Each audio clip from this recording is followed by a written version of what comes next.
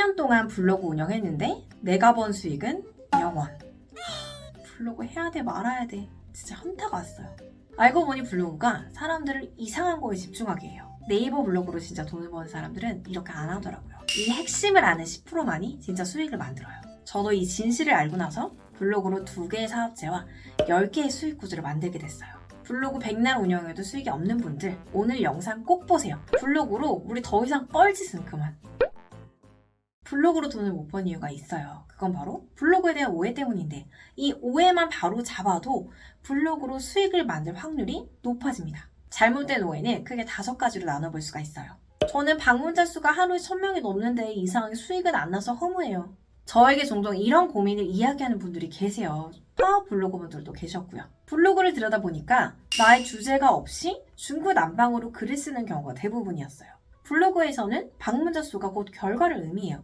그러니까 이 결과를 만들기 위해서 방문자 수를 높이는 데에만 집중을 하게 되는 거죠. 그런데 정말 우리가 여기에 집중하는 게 맞을까요? 우선 블로그로 수익을 만들려면 무조건 방문자 수만 높이는 게 아니라 내 목적이 명확해야 돼요. 예를 들어서 방문자 수를 높이면 내 블로그 지수가 높아지죠. 블로그 지수가 높아지면 체험단을 의뢰받을 확률이 높아지고 그러다 보면 고가의 광고가 들어오게 됩니다. 이렇게 되면 내가 블로그에 수익화를 할 수가 있게 되죠. 그러다 보면 내가 사람들에게 있어서 블로그로 수익화하는 방법, 블로그로 체험단하는 방법, 광고 의뢰 받는 방법, 키워드 잡는 방법 이런 식으로 컨셉을 잡아서 수익형 블로그로 운영을 하시면 돼요. 그렇게 되면 거기에서 강의, 컨설팅, 전자책 등등 여러 가지 파생 상품으로 수익화를 할 수가 있게 됩니다. 혹은 아예 반대로 할 수도 있어요.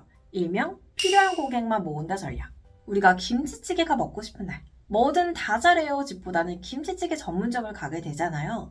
블로그도 마찬가지예요. 내가 주제를 딱 하나를 정해서 내 고객이 원하는 메뉴를 만들어서 그 고객만 모으는 거죠. 그게 바로 블로그에서는 주제 선정입니다. 이렇게 했던 저의 사례 중 하나가 취업 블로그였어요. 하루에 100명도 되지 않는 블로그였지만 월급에 준하는 수익이 만들어졌죠. 100명이란 모수는 적었지만 이 서비스가 필요한 확실한 사람들만 모였어요. 기억해야 할 건 이거예요. 방문자 수는 내 블로그의 수익화의 확률을 높여주지만 내 수익과 비례하는 건 아니다. 내 주제를 잡고 주제 안에서 방문자 수를 높이는 데 집중을 해야 돼요. 공감이나 댓글이 많으면 수익이 나겠지. 공감이나 댓글이 많은 블로그를 보면 우리는 너무 부러워집니다. 분명 이런 블로그는 수익이 많을 거야. 실제로 공감이나 댓글이 많은 글들의 수익도 잘 나는 블로그가 있어요. 하지만 반면에 이런 경우들도 허다합니다. 공감이나 댓글이 되게 많아서 그 글의 내용을 봤는데 별거 없는 경우. 이건 소위 말해서 작업을 한 경우일 수가 있어요. 우리가 블로그를 보다 보면 댓글에 잘 보고 갑니다. 답방 와주세요. 제 블로그에도 놀러 와주세요. 정말 의미 없는 댓글이 달리는 경우들이 있어요. 이거는 내가 방문자 수나 댓글을 많이 모으기 위해서 품앗이를 하는 경우예요. 한마디로 눈에 보이는 성과를 만들기 위해서 무의미한 소통을 계속하는 거죠. 왜 이런 일이 발생할까요? 네이버는 사람들이 내 채널에 오래 머무르게 하고 싶어요. 그러다 보니까 사람들이 자발적으로 어떤 행동을 할 수 있도록 댓글이나 공감 이런 것들을 하게 장치를 만들어 둔 거죠.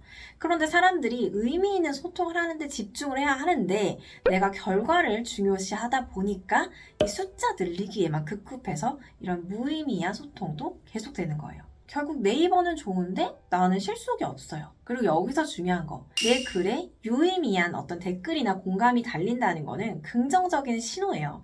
하지만 이러한 댓글이나 공감 이런 것들이 결국 내 수익으로 연결되지 않는다는 거를 기억해야 돼요. 제가 오랫동안 블로그를 운영하면서 사업체를 키우게 됐어요. 블로그로만 거의 사업체를 키웠거든요. 그런데 보면 제가 구매를 유도하는 글을 썼을 때 생각보다 거기에 댓글이나 공감을 안 단 사람들이 사는 경우들이 되게 많았어요. 핵심을 이야기하면 공감이나 댓글은 내가 어느 정도 품앗이를 하면 얻을 수 있는 부분이에요. 하지만 이게 수익으로 반드시 이어지는 것이 아니기 때문에 이것보다는 내 컨텐츠에 대한 질을 높이는 데 더 집중을 하는 게 중요합니다.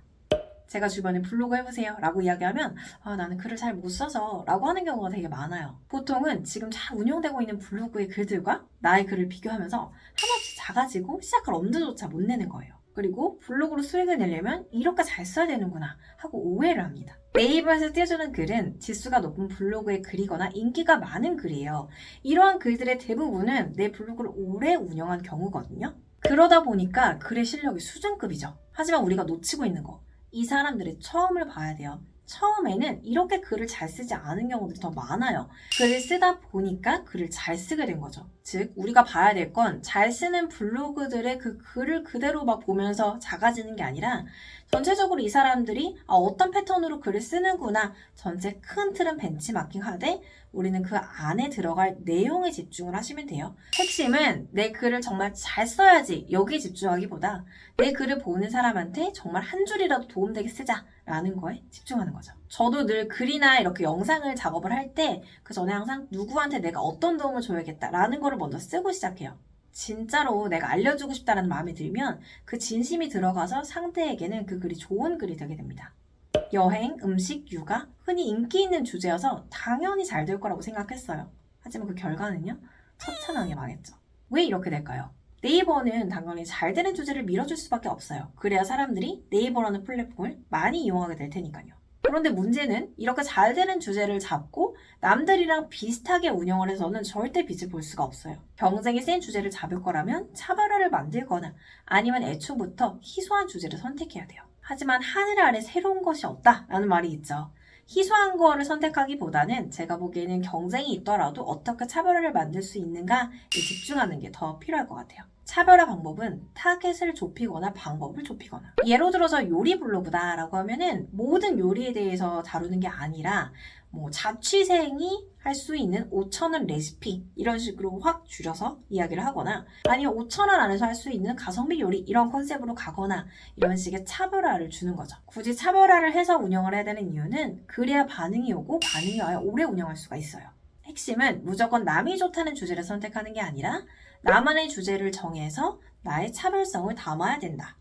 난 알려줄 게 없는데. 블로그를 시작하시는 많은 분들 중에 보통 주제 선택부터 막히는 경우가 있어요. 왜 그러냐면 내가 이 블로그를 운영할 땐 뭔가 전문성이 있어야지만 이 블로그를 운영할 수 있다라고 생각하기 때문이에요. 그럼 우리는 왜 이렇게 생각하게 될까요? 왜냐하면 네이버는 검색 기반의 정보를 제공하는 플랫폼이잖아요. 그러다 보니까 양질의 정보를 더 많이 생산해내는 게 네이버가 해야 될 일이죠.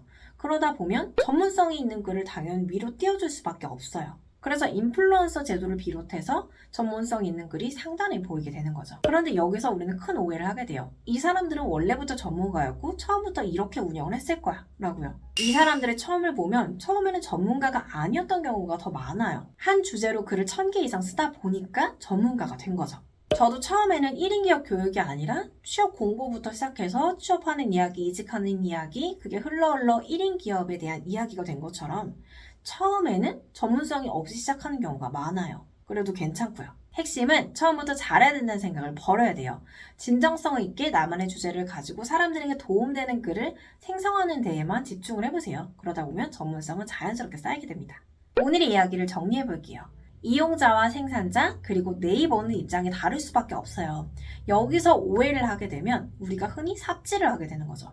수익화를 하려면 본질을 따라야 돼요. 그 본질은 내가 상대에게 도움되는 글을 꾸준히 쓰는 데에 있어요. 상대의 하이라이트와 나의 지금을 비교하지 마세요. 이렇게 백날 글을 써서 나는 언제쯤 빛을 보게 될까? 라고 막막하잖아요. 저도 사실 처음에는 그런 생각이 많이 들었던 것 같아요. 그런데 제가 10년간 꾸준히 글을 쓰면서 제 삶이 진짜로 변하는 게 느껴졌어요. 제가 다음 영상에서는 그 이야기를 한번 해볼게요.